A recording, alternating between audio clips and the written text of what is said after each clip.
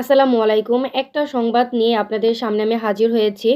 আমার বড় ভাই ঢাকা, সদরঘাট ঢাকা সিএমএম কোর্ট ওইখান থেকেই কদমতলী বাস স্ট্যান্ডে যাওয়ার সময় তার মানিব্যাগটা হারিয়ে যায় এবং মানিব্যাগে কিছু টাকা ছিল, ফোন ছিল এবং দরকারি কাগজপত্র ছিল এবং সেখানে লেখাও আছে যে রানা হোসেন রুমান।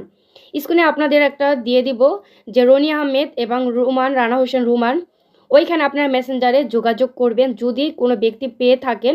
অবশ্যই অনুরোধ করব যে যোগাযোগ করার জন্য।